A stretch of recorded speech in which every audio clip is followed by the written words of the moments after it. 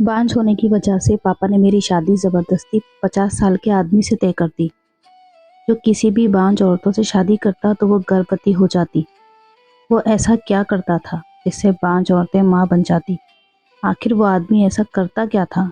ये राज जानकर आपकी भी रूह कांप जाएगी।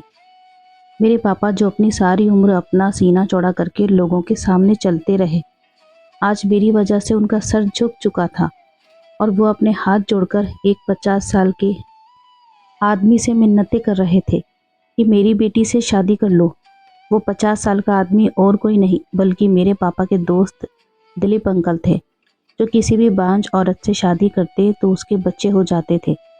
पूरे गांव में उसके चर्चे थे और ये कोई सुनी सुनाई बात नहीं थी, बल्कि सच था कि बांझ औरतें दिलीप अंकल से शादी करके बच्चा पैदा करती थी। पहले जब उन औरतों को बांझ होने के ताने मिलते थे, दिलीप अंकल से शादी करने के बाद वो बच्चे की माँ बनकर समाज में इज्जत पाती थी। मैं और पापा दिलीप अंकल के घर पर ही बैठे थे और मेरी शादी के लिए पापा दिलीप अंकल को मना रहे थे। मुझे सुबह शाम बांझ होने के ताने मिलते थे। मेरे पापा से ये बात सही नहीं जा रही थी। लोगों के ताने से तंग आकर मेरे पापा ने फैसला किया कि वो मेरी शादी दिलीप अंकल से करवा देंगे। इसलिए वो उनके सामने हाथ जोड़कर कह रहे थे कि तुम मेरी बेटी से शादी कर लो। पापा कह रहे थे कि तुमने तो कई बांझ औरतों से शादी करके उनके माथे से बांझपन का दाग हटाया है। मेरी बेटी से भी शादी करके ये दाग उसके ऊपर से हटा दो। मैं तो यहाँ खामोश बैठी थी। मुझे तो कुछ भी समझ नहीं आ रहा था कि ये सब क्या हो रहा है। मैंने अपने पापा के दोस्त को हमेशा अपने अंकल की तरह ही समझा था और मैं उनको अंकल ही कहा करती थी। अब भला मैं उनसे शादी कैसे कर सकती थी? मगर पापा ने मेरे आगे अपने हाथ जोड़कर मुझसे कहा कि तुम दिलीप अंकल से शादी कर लो और मुझे अपने साथ यहाँ लेकर आ गए। पापा ने दिलीप अंकल से भी यही कहा कि मेरी बेटी को कोई एतराज़ नहीं है तुमसे शादी करने पर। दिलीप अंकल ने चौंक कर मुझे देखा और पापा को बाहर जाने के लिए कहा। फिर अंकल मुझसे कहने लगे कि तुम्हें याद है ना, तुम्हारा और मेरा रिश्ता क्या है? तुम मुझे अंकल कहकर बुलाती हो। उनकी बात सुनकर मैं अपने अतीत में चली गई। मेरे गांव के बगल वाले गांव में एक दिलीप नाम का आदमी था, जिसे सब लोग दिलीप अंकल कहते थे। छोटा हो या बड़ा, उन्हें सभी लोग दिलीप अंकल कहकर पुकारते थे। वो मेरे पापा के बहुत अच्छे दोस्त थे। मुझे अच्छे से याद है, जब मैं छोटी थी तो उनके घर पापा के साथ जाया करती थी। हैरानी की बात तो ये है कि वो अपने घर में अकेले ही रहते थे। उनके घर में कोई भी औरत नहीं थी। हम बच्चे उनसे पूछते कि दिलीप अंकल, आप शादी क्यों नहीं कर लेते? उस समय हमें शादियों में जाने का बहुत शौक था। वो भी हमसे कहते कि बच्चों, अभी मेरी शादी की उम्र नहीं हुई। उनकी बात सुनकर हम सब बच्चे हंसने लगते थे, क्योंकि वो हमारे पापा की उम्र के ही थे। जब मैं छोटी थी तो गांव के बच्चों के साथ पूरे गांव में घूमती रहती थी। जब मैंने 12वीं पास कर ली तो मेरी माँ ने मेरी पढ़ाई छुड़वा दी। पूरे गांव में सिर्फ दिलीप अंकल ही सबसे ज़्यादा अमीर थे। उनकी ना तो कोई पत्नी थी और ना ही कोई बच्चा था। वो शहर में कुछ काम करते थे और वहाँ से अच्छे खासे पैसे कमा कर लाते थे। उनके पास बहुत सारा रुपया पैसा था। गांव के सभी लोग पैसों की वजह से उनकी बहुत इज्जत करते थे। मेरे पापा जब भी दिलीप अंकल से मिलने जाते तो उनसे कहते कि दिलीप, तू शादी क्यों नहीं कर लेता? तेरे पास इतना रुपया पैसा है, किसके लिए छोड़कर जाएगा? तेरे बाद इस दौलत का कोई वारिस भी नहीं। दिलीप अंकल के दिमाग में पापा की बात याद आ गई। उन्होंने कहा, ठीक है, मैं शादी के लिए तैयार हूँ। ये बात सुनकर सब लोगों को बहुत खुशी हुई। सब ने उनके लिए रिश्ते तलाश करने शुरू कर दिए। लेकिन जब दिलीप अंकल ने अपनी पसंद बताई तो सब लोग हैरान रह गए। दिलीप अंकल ने कहा कि वो सविता मौसी से शादी करना चाहते हैं। अंकल की इस बात से तो सबको झटका लगा। जो भी ये बात सुनता उसे यकीन नहीं आता था। सब सोच रहे थे कि दिलीप अंकल आखिर सविता मौसी से शादी क्यों करना चाहते हैं। सविता मौसी वे औरत थी जिसे उनकी ससुराल वालों ने बांझ कहकर छोड़ दिया था। सविता मौसी की शादी दूसरे गांव में हुई थी, लेकिन शादी के 7 साल बाद भी वो मां नहीं बन सकी, तो उनके पति ने उन्हें बांझ कहकर तलाक दे दी थी। अब तो पूरे गांव को पता चल गया था कि सविता मौसी एक बांझ औरत है और उनके बच्चे नहीं हो सकते। इस वजह से किसी से शादी नहीं की थी। उनके परिवार वालों ने भी उन्हें छोड़ दिया था। वहाँ लोगों के घरों में काम करके अपना गुजारा करती थी। वो औरत जिसको उसके खुद के परिवार ने छोड़ दिया हो और उसका रिश्ता आ जाए, वो भी इतने अमीर आदमी का, तो हैरत तो होगी ही। जब मेरी माँ ने ये बात सुनी तो कहने लगी, मुझे तो कुछ गड़बड़ लगती है जो दिलीप ने उसके लिए रिश्ता भेजा है। ज़रूर सविता ने ही दिलीप को अपने पीछे लगा रखा होगा। पापा ने माँ को डांटते हुए कहा कि बेवजह किसी पर इल्ज़ाम नहीं लगाते। वो तो बेचारी बहुत शरीफ औरत है, उसे तो पता भी नहीं था कि दिलीप ने उसके लिए रिश्ता भेजा है। जिस समय वो सारी बातें हो रही थी, मुझे बहुत हैरानी हो रही थी, क्योंकि अंकल की उम्र 50 साल थी, लेकिन वो अपने वारिस के लिए शादी कर रहे थे। तो किसी ऐसी औरत से शादी करते जो उन्हें बच्चा देती, ना कि एक बांझ औरत से जो उनको वारिस नहीं दे सकती। सारे गांव वाले ने अंकल को बहुत समझाने की कोशिश की, लेकिन उन पर तो किसी भी बात का कोई असर नहीं हो रहा था। वो कहने लगे कि अगर सविता की शादी मुझसे हो जाएगी तो वो बांझ नहीं रहेगी। अब उसको अंकल की बात माननी पड़ी। पापा ने मुझसे कहा कि अपनी माँ के साथ मिलकर अंकल की शादी के इंतज़ाम देख लो।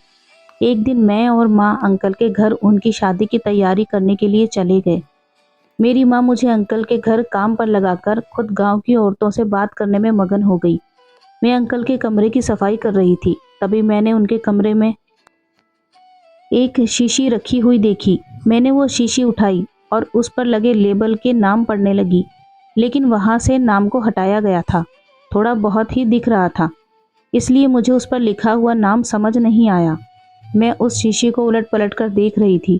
इतने में अंकल कमरे में आ गए। मेरे हाथ से वो शीशी देखकर घबरा गए।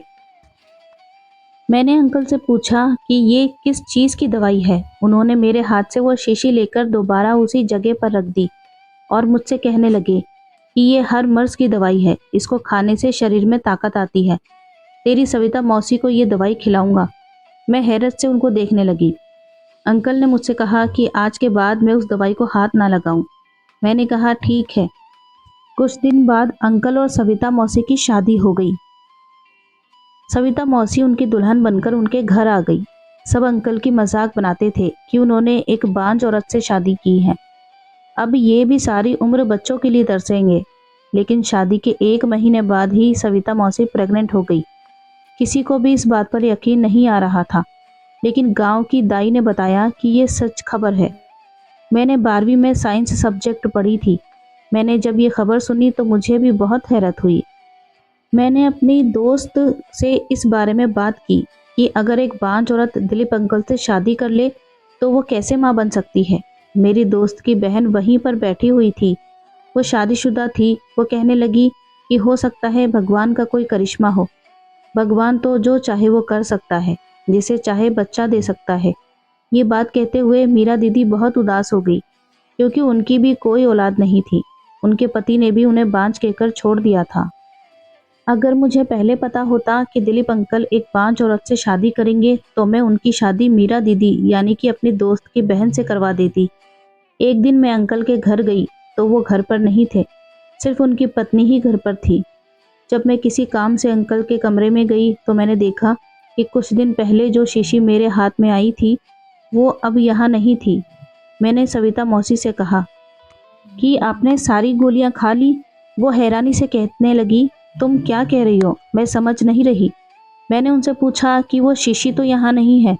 वो कहने लगी कि वो शीशी दिलीप की जेब में होती है, वो रोज उसमें से एक गोली खाते हैं।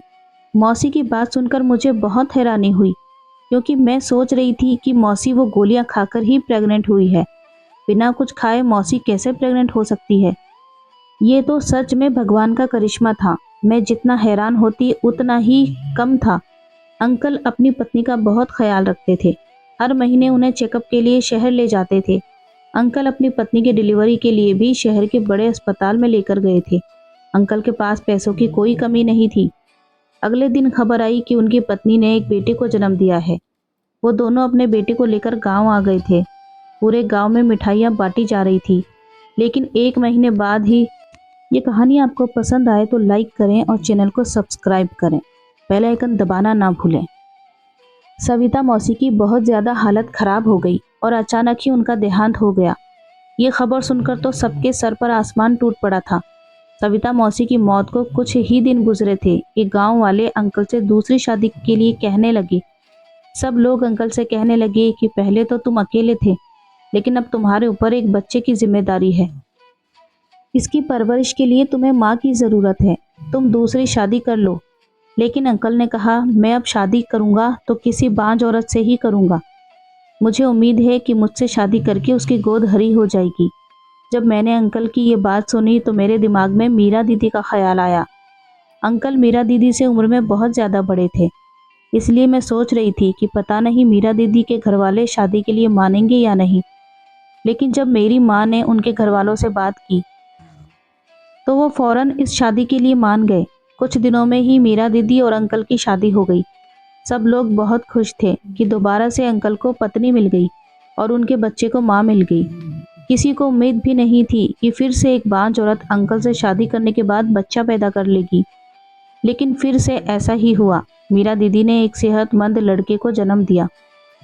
लेकिन ये बच्चा ना अंकल पर गया था और ना ही मीरा दीदी पर। अब तो गांव में इसी बात की चर्चा होने लगी। लोग कहते थे कि ज़रूर अंकल के पास कोई राज है या वो कुछ ऐसी चीज़ खाते हैं जिससे बांझ औरतें भी प्रेग्नेंट हो जाती हैं। गांव वालों ने अंकल से ये राज जानने की बहुत कोशिश की, लेकिन वो किसी को कुछ नहीं बताते थे। मेरे पापा तो उनके बहुत अच्छे दोस्त थे, लेकिन उन्होंने पापा को भी कुछ नहीं बताया था। मैं खुद ये सब देखकर बहुत ज़्यादा हैरान होती थी।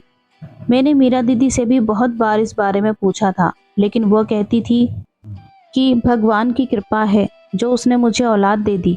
कुछ दिनों बाद मीरा दीदी ने दिलीप अंकल से तलाक ले ली और उन्होंने एक दूसरी बांझ औरत से शादी कर ली और मीरा दीदी अपने बेटे को लेकर चली गई। ये सब देखकर गांव वालों को बहुत हैरानी हो रही थी। पहले तो बांझ औरतों को बच्चा पैदा करना और फिर मीरा दीदी का तलाक लेकर चले जाना, लेकिन उनसे इस बारे में कोई सवाल नहीं किया गया। आखिर माजरा क्या था, किसी को भी कुछ समझ नहीं आ रहा था। तीसरी बार भी अंकल के यहाँ 1 साल के अंदर ही बच्चा पैदा हो गया। फिर 3 साल बाद उनके यहाँ एक और औलाद हुई। 55 साल की उम्र तक चाचा की 4 औलादें हो चुकी थी। अब तो आसपास के बहुत सारे गांव में ये बात फैल चुकी थी कि जो बांझ औरत अंकल से शादी कर ले तो उसकी औलाद पैदा हो जाएगी। अब तो अंकल की दौलत भी कम होने की बजाय बढ़ती ही जा रही थी।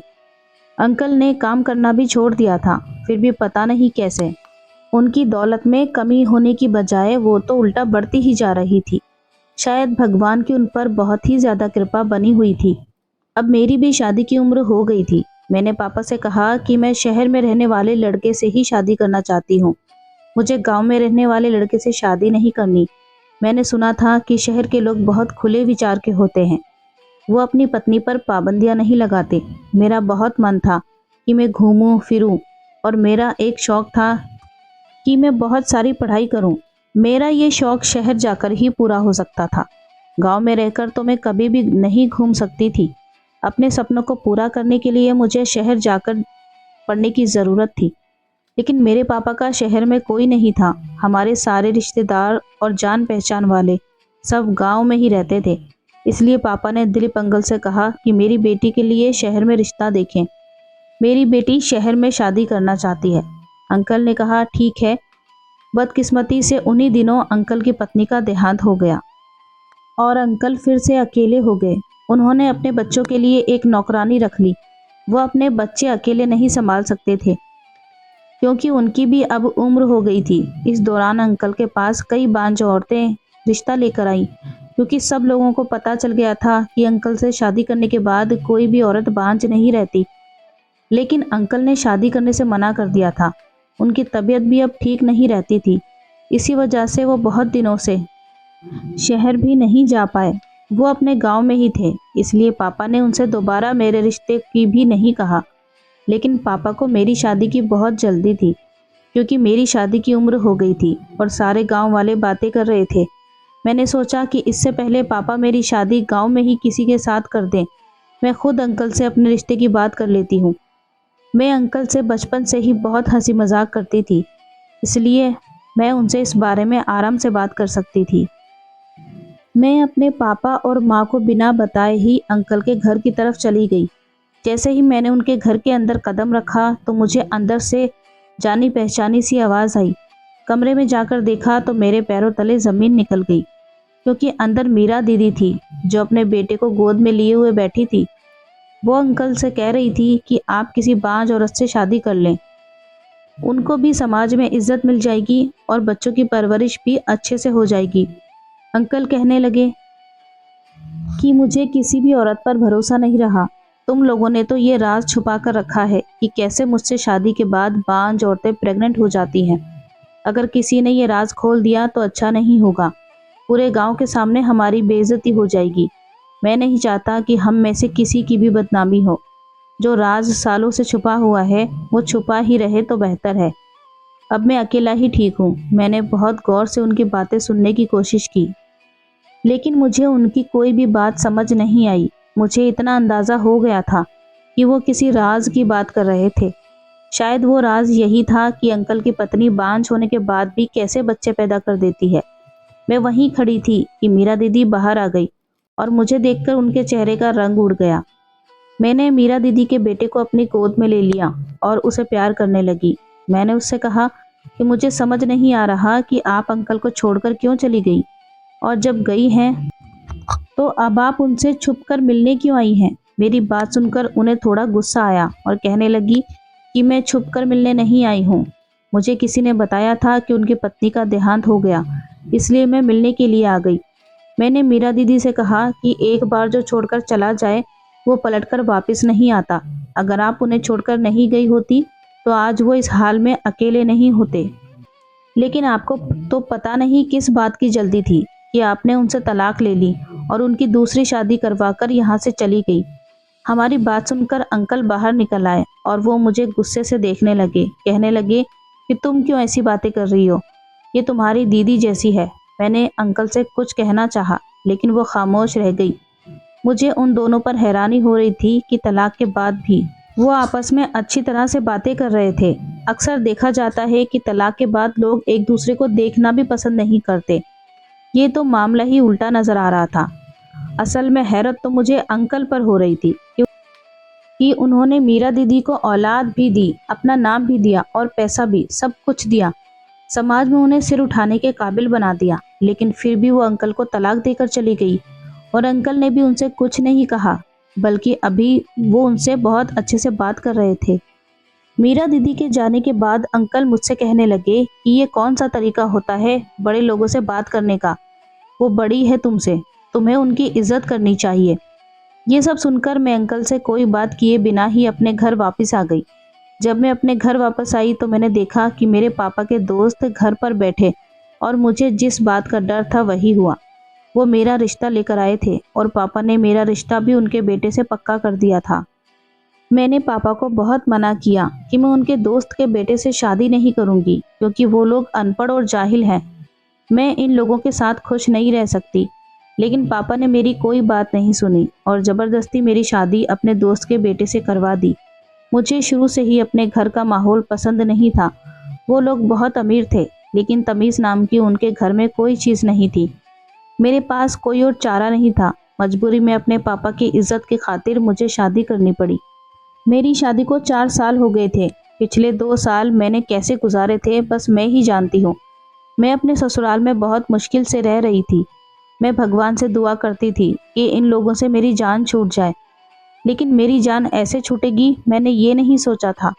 मैं माँ बनने वाली थी तो मेरी सास ने मुझे सीढ़ियों से धक्का दे दिया। मैं पेट के बल लुढ़कती सीढ़ियों से गिरती हुई नीचे आ गई। जब मेरी आंख खुली तो मैं हॉस्पिटल में थी और मैं अपने बच्चे को खो चुकी थी। डॉक्टर ने कहा कि अब मैं कभी माँ नहीं बन सकती। ये सुनकर मेरे ससुराल वालों ने मुझे मेरे माता पिता के घर छोड़ दिया और कहने लगे कि जब ये हमें बच्चा नहीं दे सकती तो हम इसे अपने पास रखकर क्या करेंगे। बल्कि उन लोगों ने तो सारे गांव में ये बात फैला दी कि मैं बांझ हूँ। पापा जब भी घर से बाहर जाते तो लोग उनका मजाक उड़ाते और कहते कि अपनी बेटी की शादी दिलीप अंकल से कर दो, ये भी बच्चे पैदा कर देगी। पापा लोगों के तानों से तंग आ गए थे, इसलिए आज मैं पापा के साथ दिलीप अंकल के घर बैठी थी। पापा मुझे उनसे बात करने के लिए अकेला छोड़कर बाहर चले गए थे।